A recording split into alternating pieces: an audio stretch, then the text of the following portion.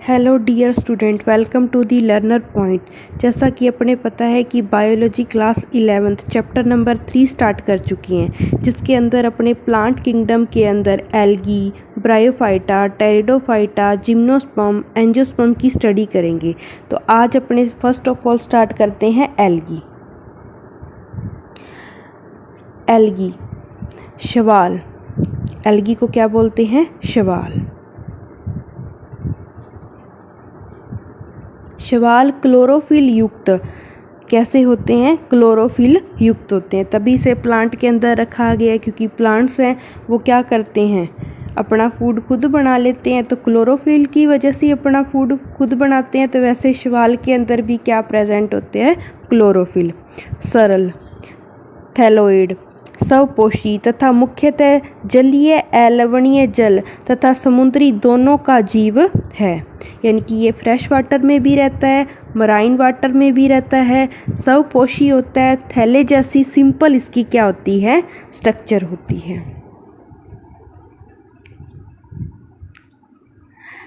वे अन्य आवास जैसे नम युक्त पत्थरों, मिट्टी तथा लकड़ी में भी पाए जाते हैं।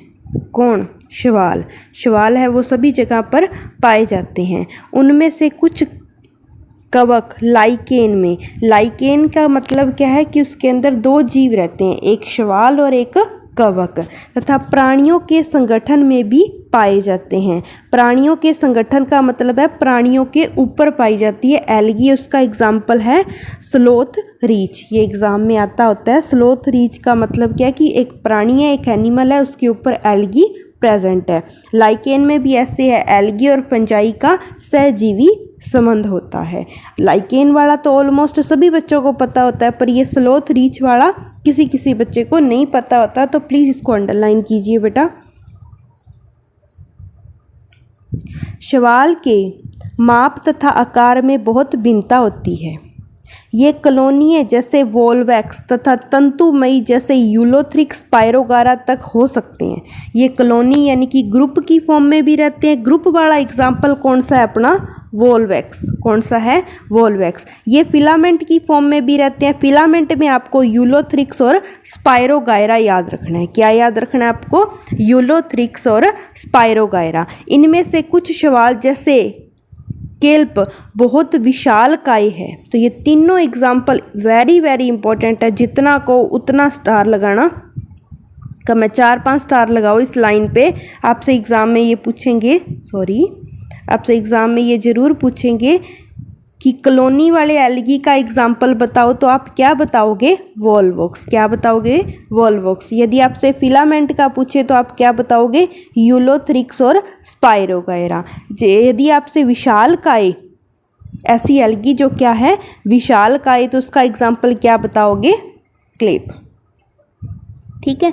शैवाल कायक, शैवाल कायक अलैंगिक तथा लैंगिक जनन कर सकते हैं। यानी कि तीनों टाइप का इनमें रिप्रोडक्शन होता है, वेजिटेटिव, एसेक्सुअल एंड सेक्सुअल। जो वेजिटेटिव रिप्रोडक्शन है वो विखंडन विधि द्वारा होता है, फ्रेगमेंटेशन द्वारा होता है। खंड जो फिलामेंट है वो टूट जाएंगे, बस बात खत्म।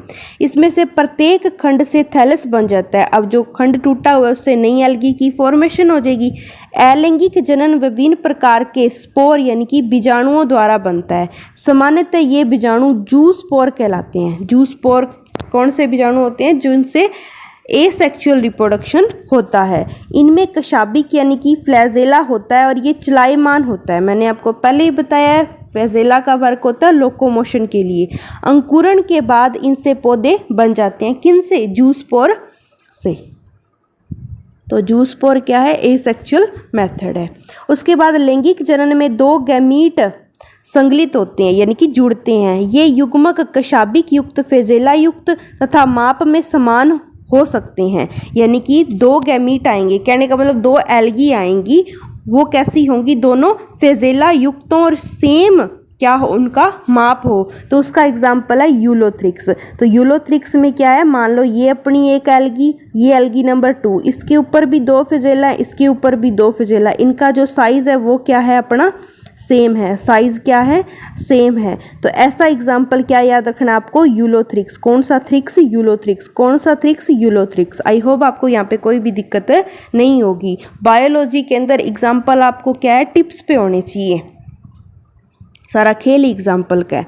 अथवा फिजेला वहीन, जहाँ पे फिजेला एब्सेंट हो, मान लो एक एल्गी ये, एक एल्गी ये, इसके ऊपर भी फिजेला नहीं है, इसके ऊपर भी नहीं है, लेकिन समान माप वाले हो सकते हैं, माप दोनों का क्या हो, ये सेम हो। तो ऐसा एग्जाम्पल स्पायरोगायरा। तो देखो यहाँ पे फर्क पड़ गया कि नहीं पड़ गया। यूलोथ्रिक्स के अंदर क्या है, फिजेला प्लस में साइज, दोनों चीज क्या होगी, सेम होगी। यहाँ पे फिजेला तो एब्सेंट है पर साइज क्या होगा, सेम, स्पायरोगायरा। जैसे जनन को समयुग्मजी, समयुग्मजी का मतलब है समान, माप भी समान, फिजेला भी समान, तो ऐसे कंडीशन को बोलते हैं समयुग्मजी। गैमीट क्या बने हैं, समान बने, आइसोगैमीट। यूलोथ्रिक्स और स्पायरोगायरा इसका एग्जाम्पल है। बहुत अच्छी बातें हैं ये, प्लीज़ आप अंडरलाइन किया करो इन बातों को।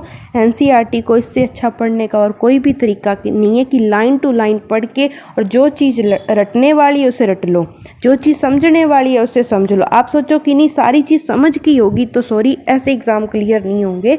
रटना भी पड़ेगा, समझना भी पड़ेगा, साम दाम दंड भेद सभी कुछ अपनाना पड़ेगा, फिर जाके कहीं ना कहीं अपने क्या होते हैं, एक सीट के लिए लायक होते हैं। ठीक है, अब अपने आगे चलते हैं। जब विभिन्न माप वाले दो युग्मक संगलित होते हैं, यानी कि फ्यूजन होता है, संगलित, तो उसे असयुग्मी, एनाइसोगैमस। विभिन्न माप है तो असयुग्मी, यदि सेम है तो उसके एग्जाम्पल यूलोथ्रिक्स और स्पायरोगायरा। यूलोथ्रिक्स में फिजेला भी सेम है और अपने माप भी सेम है, यहाँ पे फिजेला एब्सेंट है पर माप क्या है, सेम है। और असयुग्मी का मतलब है उसमें विभिन्न क्या है, माप। जैसे इसका एग्जाम्पल है यूडोराइना, मोस्ट इंपॉर्टेंट है, कई बच्चों को तो ये नहीं पता होता कि यूडोराइना एल्गी है। बताओ यस या नो, मैं सही कह रही हूँ ना, कईयों को नहीं याद रहता। एनाइसोगैमस के अंदर किसको एग्जाम्पल याद रखना है, यूडोराइना। आइसोगैमस में किसका याद रखना है, यूलोथ्रिक्स एंड स्पायरोगायरा। असयुग्मी कहते हैं जैसे यूडोराइना की कुछ स्पीशीज विषम युग्म की लैंगिक जनन में एक बड़े एचल, एचल यानी कि लोकोमोशन के लिए कोई भी इसके पास अंग नहीं है, स्थैनिक मादा युग्मक से एक छोटा चलायमान नर युग्मक सम्मिलित होता है, जैसे वोल्वैक्स और फ्यूकस। अब देखो दोबारा सुनो, अपने एनाइसोगैमस यानी कि असयुग्मी के अंदर एग्जाम्पल की बात कर रहे थे यूडोराइना। यूडोराइना की कुछ स्पीशीज, यूडोराइना की कुछ स्पीशीज विषम युग्म की लैंगिक जनन में एक बड़े एचल स्थैनिक मादा युग्मक से, फीमेल यहाँ पे क्या है, सर्टाइल है, स्थिर है, लोकोमोशन के लिए कोई भी अंग नहीं है, से एक छोटा चलायमान नर युग्मक सम्मिलित होता है। तो इसका एग्जाम्पल है वोल्वॉक्स और फ्यूकस। तो यूडोराइना की कुछ स्पीशीज के अंदर विषम युग्म की लैंगिक जनन होता है। ठीक है, अब इसके अंदर असयुग्मी के अंदर एग्जाम्पल आपको वोल्वैक्स और फ्यूकस याद रखना है, और आइसोगैमस में आपको यूलोथ्रिक्स और स्पायरोगायरा याद रखना है। ठीक है, तो आपको ये एग्जाम्पल जो मैंने अंडरलाइन कराए हैं उन्हीं आपको बार बार क्या करना है, रिपीट करना है, मुँह जबानी याद हो जाएंगे, कोई चक्कर नहीं है इसमें। शैवाल वर्ग तथा उनके महत्वपूर्ण गुणों को सारांश तालिका में दिया गया है। मनुष्यों के लिए शैवाल बहुत उपयोगी है। अब ऐसे मत कहा करो कि ये हरे भाई देखिए ना पानी के पास, आप सोचो ये गंदी होती है, नहीं भाई ये हमारे लिए यूज़फुल भी है, कई लोग तो खाते हैं, इसे खाने के लिए भी काम आती है ये। ठीक है, पृथ्वी पर प्रकाश संश्लेषण के दौरान कुल स्थिरीकृत CO2 का लगभग आधा भाग शैवाल स्थिर कर लेते हैं। देख लो कितनी इंपॉर्टेंट लाइन है, मतलब इस लाइन पे तो ऐसे बंदा लोट पोट हो जाए कि क्या लाइन लिख दी भाई तुमने। पृथ्वी पर प्रकाश संश्लेषण के दौरान कुल स्थिरीकृत CO2 का लगभग आधा भाग शैवाल क्या कर लेते हैं, स्थिर कर लेते हैं। CO2 का आधा भाग, जितना फोटोसिंथेसिस में CO2 निकलता है ना उसका आधा भाग तो बेचारे ये स्थिर ही कर लेते हैं। भी क्यों इन्वायरमेंट में इतनी CO2 बढ़ानी है, क्यों ग्रीन हाउस इफेक्ट को अपने बढ़ा रहे हैं। यानी कि CO2 का जो परत बनती है ऊपर, जिससे टेम्परेचर बढ़ जाएगा अर्थ का, क्यों बढ़ाना है, तो उसके अंदर हेल्प कौन कर रहे हैं, हमारे एल्गी दादा। कौन से, एल्गी दादा। ये लाइन क्या है भाई, स्टार लगाने वाली है। प्रकाश संश्लेषी, प्रकाश संश्लेषी, प्रकाश संश्लेषी, चलो। प्रकाश संश्लेषी जीव होने के कारण शैवाल अपने आसपास के पर्यावरण में घुलित ऑक्सीजन का स्तर बढ़ा देते हैं। आपको याद हो तो ये क्या करते हैं, प्रकाश संश्लेषण करते हैं कि नहीं करते हैं, करते हैं। तो उससे क्या निकलती है, प्रकाश संश्लेषण से ऑक्सीजन निकलती है। ऑक्सीजन निकलेगी तो ऑक्सीजन का स्तर कैसा हो जाएगा, बढ़ जाएगा। कॉमन सेंस है भाई। ये ऊर्जा के प्राथमिक उत्पादक होने के कारण बहुत महत्वपूर्ण है, क्योंकि ये जलीय प्राणियों के खाद्य चक्रों का आधार है। फूड चेन के अंदर भी पार्टिसिपेट करते हैं, प्राइमरी प्रोड्यूसर की तरह हेल्प कर रहे हैं। Porphyra, underline please please please, underline, attention देखो।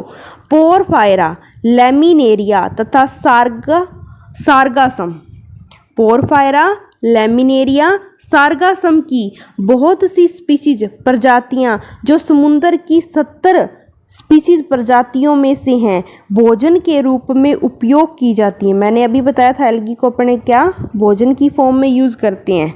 कौन कौन सी, पोरफायरा, प्लीज अंडरलाइन, पोरफायरा, कौन सी फायरा, Porphyra, Laminaria, Laminaria, Sargassum, Sargassum, Sargassum, Porphyra, Laminaria तथा सार्गासम की बहुत सी स्पीशीज, जो समुद्र की 70% स्पीशीज या 70 स्पीशीज, ये भी याद रखना 70 डाटा में से भोजन के रूप में उपयोग की जाती हैं।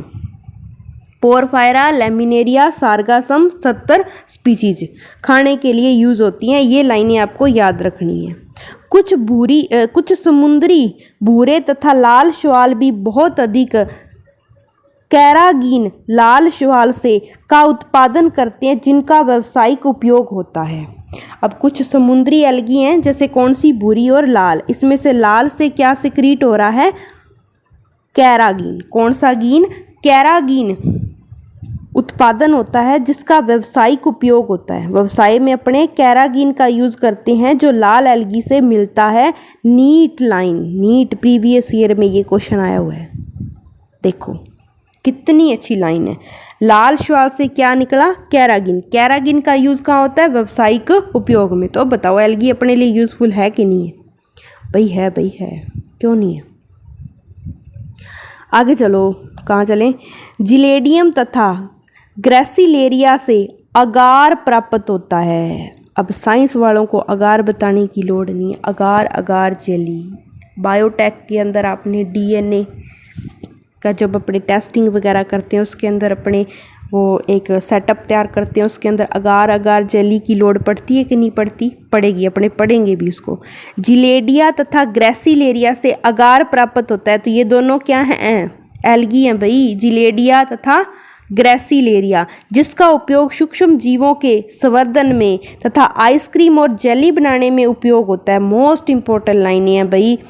जिलेडिया ग्रेसिलेरिया से अगार प्राप्त होता है, जिसका उपयोग सूक्ष्म जीवों के संवर्धन में, सूक्ष्म जीवों के संवर्धन में तथा आइसक्रीम और जेली बनाने में किया जाता है। तो जिलेडिया और ग्रेसिलेरिया का यूज कहाँ पे होता है, संवर्धन, आइसक्रीम और जेली। खाने वाली कौन सी थी, पोरफायरा, लैमिनेरा, सार्गासम। व्यवसाय के अंदर कौन सी है, कैरागीन, लाल शैवाल। याद किया करो प्लीज साथ के साथ। कैलोरेला और सिप्रुलाइना एक कोशिक शैवाल है, पूछ लिया भाई, यूनिसेलुलर एल्गी के एग्जाम्पल क्लेरेला और सिप्रुलाइना। इसमें प्रोटीन प्रचुर मात्रा में है। प्रोटीन क्या है, प्रचुर मात्रा में। सिंगल है पर प्रोटीन दब दब के भरा पड़ा है इसके अंदर। सिंगुलर एल्गी, प्रोटीन प्रचुर मात्रा में किसके अंदर, क्लोरेला और सिप्रुलाइना। यहाँ तक कि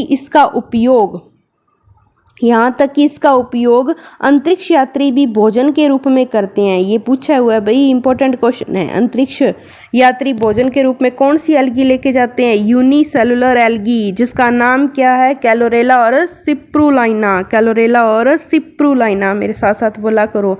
आइसक्रीम, जेली और संवर्धन में जिलेडिया, ग्रेसिलेरिया। कारागीन, व्यावसायिक, 70 स्पीसीज। पोरफायरा, लैमिनेरिया, सार्गासम भोजन के अंदर यूज होती हैं।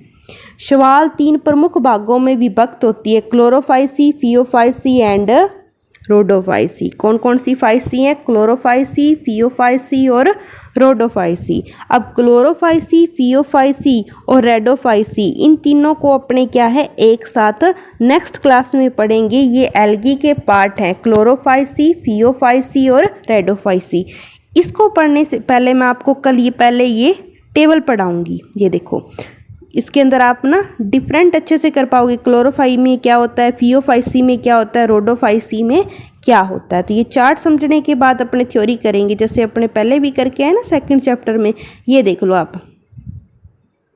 ये देखो वोल्वैक्स, ये आपको ना यहाँ पे दिए हुए हैं नाम, जैसे मान लो वोल्वैक्स, और दूसरा किसका एग्जाम्पल है, यूलोथ्रिक्स का। ये यूलोथ्रिक्स की स्ट्रक्चर है। यूलोथ्रिक्स और स्पायरोगायरा किसके अंदर आ रहे हैं भाई, याद करो याद करो। यूलोथ्रिक्स और स्पायरोगायरा किस में आते थे, समयुग्मकी में। वोल्वोक्स किस में आते थे, असयुग्मी और कॉलोनी की फॉर्म में रहते हैं। ठीक है, फिर उसके बाद ये हरित एल्गी यानी कि क्लोरोफाइसी का एग्जाम्पल भूरी शैवाल का लैमिनेरिया, फ्यूकस और डिक्टाइओटा। ये रे डिक्टाइओटा, ये वाली स्ट्रक्चर इन तीनों की।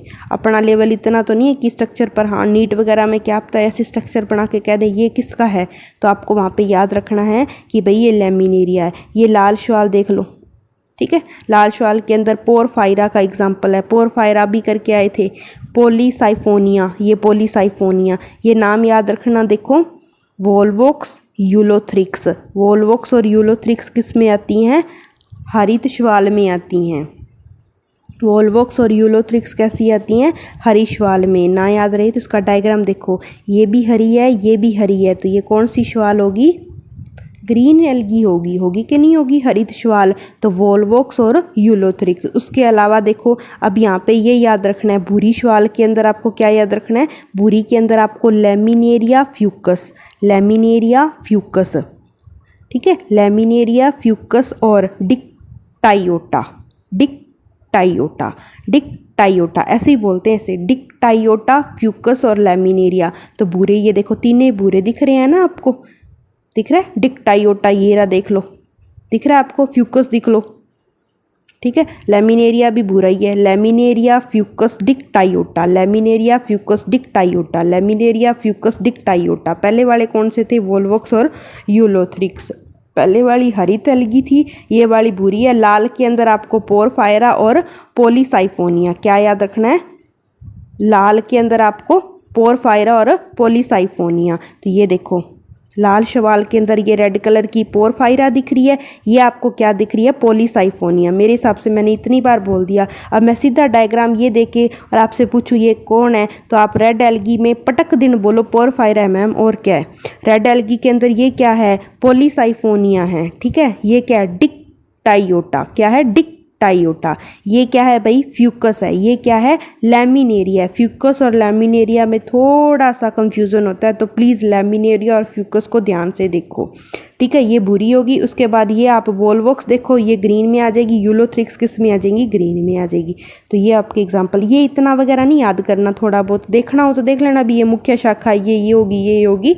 बाकी मेन बातें तो यही होती हैं कि इसके एग्जाम्पल आपको याद है कि नहीं है। ये वाले कि हरित एल्गी के अंदर वोल्वोक्स और यूलोथ्रिक्स आती है, भूरी एल्गी के अंदर लैमिनेरिया, फ्यूकस और डिक्टाइओटा, और एल्गी रेड के अंदर आती है पोरफायरा और पॉलीसाइफोनिया। आई होप आपको यहाँ तक कोई भी दिक्कत नहीं है। कल अपने पार्ट स्टार्ट कर देंगे भाई एल्गी के 3, क्लोरोफाइसी, फियोफाइसी और Rhodophyceae. Thank you so much. कोई भी दिक्कत हो तो कमेंट बॉक्स में बताया करो।